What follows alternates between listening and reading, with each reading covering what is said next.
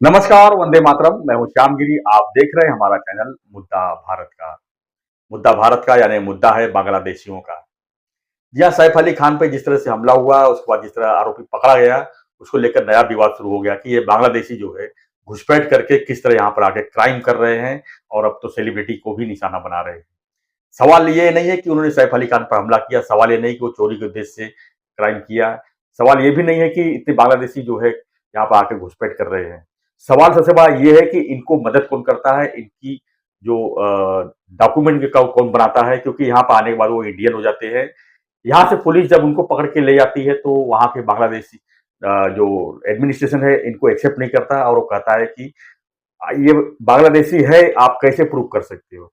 और पुलिस उनको जो है वहीं पे छोड़ के चली जाती है। ये वापस जो है भारत में आ जाते हैं, फिर से क्राइम करते हैं। कई बांग्लादेशी तो यहाँ पर कई बार पकड़े गए हैं, यानी कि बॉर्डर क्रॉस करने के बाद वापस आके वही काम करते हैं।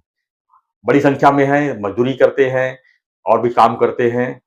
अब यहाँ की नागरिकता भी ले रखे हैं, जो करोड़ों की संख्या में है, जो भारत के लिए बड़ी चिंता की विषय है। यानी कि जो मुसलमानों की आबादी बढ़ रही है, कहीं न कहीं उसमें इनका भी हाथ है। कहीं न कहीं इनकी संख्या जो बढ़ रही है, ये भी भारत के लिए चिंता का विषय है। हम इसी पर चर्चा करेंगे। हमारे साथ में है एडवोकेट विवेक जोशी जी। हम इनसे जानने की कोशिश करेंगे कि जो बांग्लादेशियों का जो प्रोसीजर है, जो पकड़े जाते हैं, क्यों उसके ऊपर कंट्रोल नहीं होता है? क्या मजबूरी है हमारे देश की और क्या मजबूरी है हमारे राजनीतिक दलों की? क्योंकि कलकत्ता की बात करें, पश्चिम बंगाल की बात करें तो वहाँ पर देखा जाए तो चुनाव जो होता है उसमें बांग्लादेशियों का बड़ा योगदान होता है और ममता बनर्जी आसानी से जीत जाती है। ये तो रही पश्चिम बंगाल की। अब जो है पूरे देश में स्थिति गंभीर बनती जा रही है। दिल्ली है, मुंबई है, महाराष्ट्र का अलग-अलग कोना है और भी देश है, झारखंड है। तो आखिर में बांग्लादेशियों को या जो दूसरे देश से आते हैं यहाँ पर, वो जो अवैध रूप से रहते हैं, कैसे यहाँ की नागरिकता पा लेते हैं? सर, स्वागत है आपका हमारे चैनल में। धन्यवाद सर। सबसे पहला जो चिंता का विषय ये है कि बड़ी संख्या में तो आते हैं, एक आएगा तो बाद में 10 को बुलाएगा, बाद में 100 मल्टीपल होते जा रहे हैं। और जो सबसे बड़ी चिंता का विषय है कि इनका जो है डॉक्यूमेंट जो है यहाँ पर भारतीय बन जाता है और यहाँ पर बड़े आसानी से वो लोग काम करते हैं और क्राइम भी करते हैं। मैं बहुत बड़ी चिंता का विषय है सर, ये जी। बहुत बड़ी चिंता का विषय है। और ये एक पूरा सिस्टम, एक मैकेनिज्म है जिसके तहत ये काम चलता है। जी। ये गलती मैं बांग्लादेश की कम बोलूंगा और अपने हिंदुस्तानी भाइयों की ज्यादा बोलूंगा, जी। जो पैसे के लालच में इनको यहाँ पर आने देते हैं और यहाँ पे आने के बाद इनको पनाह देते हैं और उसके बाद इनका इलीगल तरीके से आधार कार्ड भी बनाया जाता है, इनका पैन कार्ड भी इनके पास है, इनके नाम के राशन कार्ड भी बन चुके हैं, पासपोर्ट भी बन जाते हैं। पासपोर्ट भी बन जाते हैं। अब सबसे बड़ी बात यह है कि जो पॉलिटिकल एस्टेब्लिशमेंट है इंडिया का, इसमें जितने भी पॉलिटिकल पार्टीज हैं, अगर ये इनको अपना वोट बैंक मानते हैं जी। तो इनको कोई जनरल पब्लिक तो पनाह देगी नहीं। जी, तो बिल्कुल। इनको पनाह जो है ये उसी तरह से किए जा रहे हैं जैसे किसी जमाने में बॉम्बे में झुग्गी झोपड़ियां बसाई गई थी। जी, भाई कहीं से तो कोई आया था, जहां बिल्कुल। जमीन खाली दिखी आपने अपना वोट बैंक बनाने के चक्कर में उनको वहां बसा दिया और आज आप देख लो बॉम्बे की कंडीशन क्या है। अच्छा, ये जो समस्या है ये खाली हिंदुस्तान तक नहीं है, जी। ये और देशों में भी है।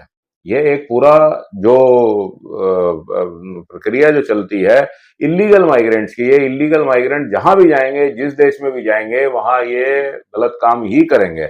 अभी आज का जो काम है जी। जिसके ऊपर आज पूरे मीडिया में बवाल लगा जी। हुआ, जी। मैं उसको किस तरह से देखता हूँ ये मैं आपको बता रहा हूँ। सबसे पहली बात, मैं ये तो मानता नहीं कि ये जो जांच चल रही है ये जांच महाराष्ट्र पुलिस के थ्रू होनी चाहिए। मेरा ऐसा मानना है कि ये एनआईए का मामला है और इसको तुरंत से पहले एनआईए को सौंप देना चाहिए। जी। सर, सब ये बात कर रहे हैं कि ये सैफ अली खान के घर में चोरी हो गई, सैफ अली खान के घर में चोरी हो गई, ठीक है, जी। ये आदमी इसके घर में घुसा। सवाल ये नहीं है कि ये आदमी इसके घर में घुसा और ये छोटा चोर था, सवाल ये है इसने सैफ अली खान के घर को ही क्यों टारगेट किया। बहुत बड़ा विषय है। ये विषय पे जांच होनी बहुत जरूरी है। और मैं आपको बताऊं मेरे हिसाब से ये क्यों किया गया। ये एक आदमी है, चलो अगर आप ये भी मान लो कि ये कोई छोटा मोटा चोर होगा तो कोई तो इसका हैंडलर है जिसने इसको सैफ अली खान के घर को टारगेट करने के लिए बोला। भाई ये अगर इसे चोरी ही करनी थी बहुत सारे घर हैं। सलमान खान के घर कर लेता, शाहरुख खान के घर कर लेता, अक्षय कुमार के कर लेता, अजय देवगन के घर में कर लेता। बहुत सारे यहाँ पर या थाना में रहते हुए आगे कितने घर हैं जो बड़े बड़े सोसाइटियां जहाँ बड़े बड़े उद्योगपति रहते हैं। इसने सेलिब्रिटी से क्यों चुना वो? ये बोलते हैं ये थाने में पहले नौकरी करता था, जी यहाँ से निकाल दिया, उसके बाद ये उधर गया। ये क्यों क्यों इसने वहां गया, उसका जवाब मैं आपको देता हूँ। जी अभी इससे कुछ टाइम पहले भारतीय जनता पार्टी के मंच से बोलते हुए कविराज श्री कुमार विश्वास जी ने एक टिप्पणी करी थी, एक नहीं एक्चुअली दो टिप्पणी करी थी। एक तो रामायण के ऊपर करी थी और दूसरी तैमूर के ऊपर करी जी थी। जब से उन्होंने तैमूर के ऊपर टिप्पणी करी है, तब से मुस्लिम बुद्धिजीवी जो सोशल मीडिया पे हैं, वो एक मुहिम चलाने लगे थे कि कुमार विश्वास की वजह से एक पर्टिकुलर फैमिली को दिक्कत होने लगी है, तो इनके ऊपर एफआईआर होनी चाहिए। कुछ दिनों से ये होनी चाहिए, और जिस दिन ये इसके आदमी के ऊपर हमला हुआ, तो जी इन लोगों ने ये नैरेटिव चलाया कि देखिए कुमार विश्वास के कहने पे लोगों को तैमूर से कितनी घृणा है, ताकि वो उसके घर पहुंच गए। और आप इसको एक एंगल और देखिएगा कि ये आदमी जो है, इसने अपना छद्म नाम जो छुपा के नाम रखा था, वो हिंदू नाम से ये यहाँ रह रहा था। जब ये पकड़ा गया तो ये मुसलमान था। जी अभी आप ये समझिए कि ये क्यों किया गया। ये इसलिए किया गया ताकि एक जो हिंदू और मुसलमानों के बीच में एक जो बैलेंस है, उसको जानबूझ के बिगाड़ा जाए। और इस आदमी की जांच अगर आप अच्छी तरह से करेंगे, तो ये कहीं ना कहीं बांग्लादेश के जो इस्लामिक आतंकवादी संगठन है, ये उनसे जुड़ा हुआ मामला है।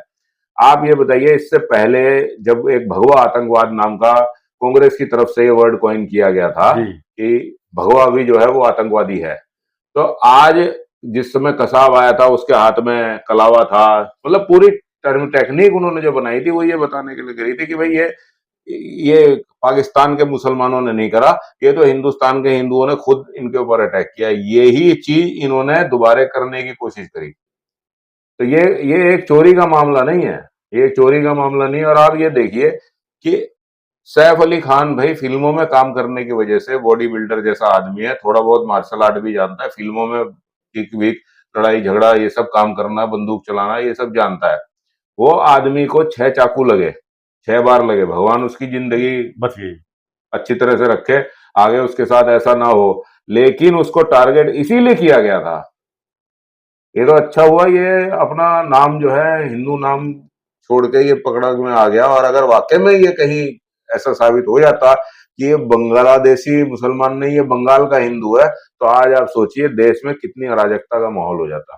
तो जब आपके सामने ऐसी चीज आ रही है, देश को इस तरह से डिस्टेबलाइज करने की कोशिश कर रही जा रही है, तो इसकी जो जांच होनी चाहिए वो एनआईए के थ्रू होनी चाहिए, ना कि महाराष्ट्र पुलिस। जी महाराष्ट्र पुलिस अपना सहयोग एक्सटेंड करे। आप अब मैं आपकी पुरानी बात पे आता हूँ कि सर ये कैसे होता है। देखिए, उसने यूपीआई से एक वड़ा पाव खरीदा और अंडा पाव खाया, तो समझ रहे हैं आप। जी तो यानी कि उसके पास मोबाइल था, यानी कि उसके पास यूपीआई था, यानी कि उसके पास बैंक अकाउंट था, यानी कि उसके पास आधार कार्ड था, जिसकी वजह से उसका बैंक अकाउंट खुला, बिल्कुल जिसकी वजह से उसको सिम कार्ड मिला, जिसकी वजह से वो ये ऑपरेट कर रहा था। तो कहां से पैसे आ रहे थे उसके पास? ये सारा जो काम किया किसने किया? किसने उसका नकली आधार कार्ड बनाया? किस बैंक अकाउंट में उसका बैंक अकाउंट खुला?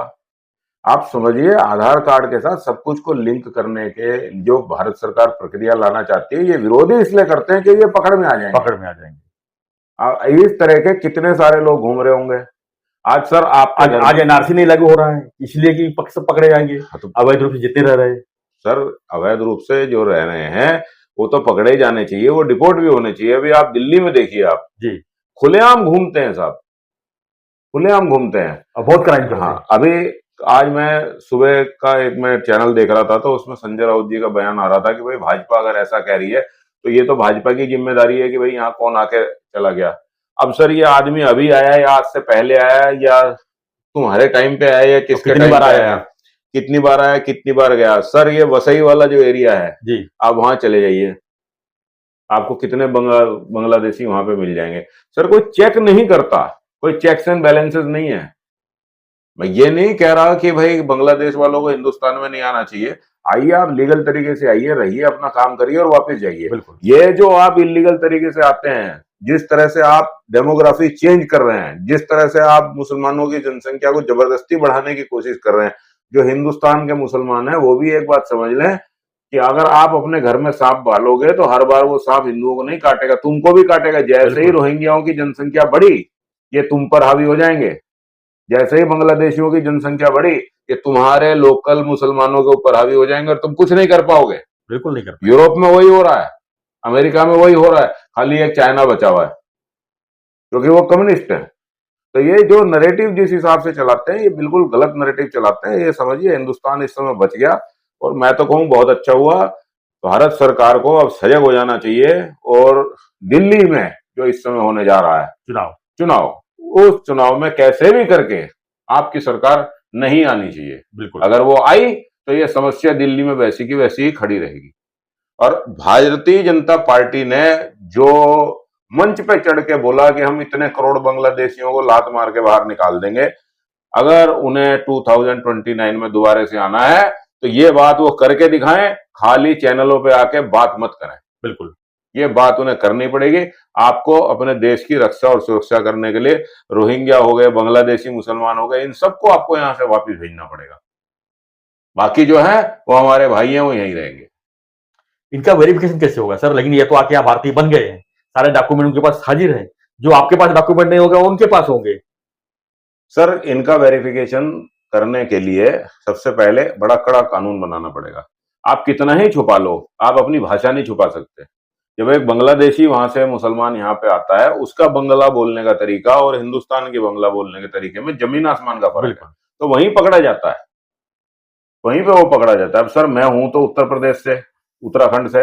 अब मैं कितने भी अच्छी मराठी बोल लूं, लेकिन मेरी आवाज में आपको उत्तर प्रदेश की खनक दिखेगी। एनआरसी जो कानून था तो यही कहता था ना हाँ, कि आप 2 पीढ़ी का अपना यस, बायोडाटा दीजिए, 2 पीढ़ी में आपका कुछ भी तो डॉक्यूमेंट दीजिए। बिल्कुल। सब लोग उठ खड़े हुए कि ये तो सब जो इंडियन है उनको भी प्रॉब्लम हो जाएगा। नहीं, इंडियन को कैसे प्रॉब्लम होगा? इंडियन के लिए तो कानून बना है, तुम्हारी रक्षा करने के लिए तो बिल्कुल। एनआरसी बना है। हिंदुस्तानी मुसलमान को ये क्यों लगता है कि भाई वो तुम्हारा डेटा इकट्ठा कर रहा है? क्या डेटा इकट्ठा कर रहा है? तुम्हारा तो सबके पास आधार कार्ड है, सबका डेटा तुम्हारे बिल्कुल। पास है। सर, जिस आदमी के आज कोई नया आदमी आया, वो अपने 2 पुश्तें इधर उधर ना बता पाए, अपने अड़ोसी पड़ोसी ना बता पाए, तो वो कहीं बाहर से ही आया ना। बिल्कुल।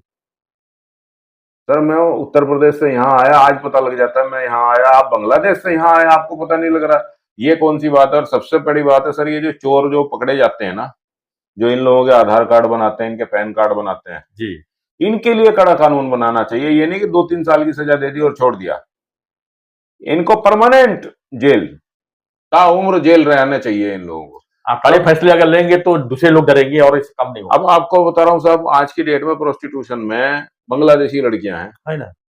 अभी ये जितने पार्लर ये सब चल रहे हैं, ये हम कहें, आप हमसे सवाल पूछ रहे हो कि भाई इसको कैसे पकड़ेंगे? मैं तो बोलता हूँ जो लोग पार्लर पे जाते हैं, अगर उन्हें वो बांग्लादेशी लड़की मिलती है तो फोन करो पुलिस वालों को, भाई बांग्लादेशी लड़की है, आके पकड़ो।